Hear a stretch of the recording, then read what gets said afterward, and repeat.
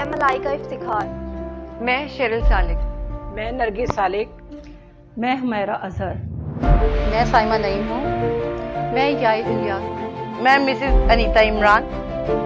मैं Mrs Yasmin Samuel और एक यूनिवर्सिटी स्टूडेंट हूँ। प्रोफेशनली नर्स मैनेजर हूँ। प्रोफेशनली एक नर्स हूँ और मैं एक हाउसवाइफ हूँ। फास्टर वाइफ हूँ। एक यूनिवर्सिटी स्टूडेंट हूँ। मैं हाउसवाइफ हूँ। प्रोफेशनली मैं एक टीचर हूँ।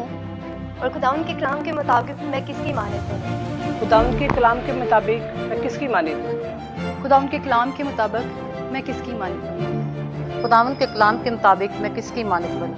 कलाम के मुताबिक मैं किसकी मानद बनूँ? खुदावंद के कलाम के मुताबिक मैं किसकी मानद बनूँ? और कलाम के मुताबिक मैं किसकी मानद बनूँ? कलाम की रूह से मेरे अंदर एक क्वेश्चन पैदा होता है कि मैं किसकी मानित बनूँ। आज हर एक की जुबान पर एक ही क्वेश्चन है।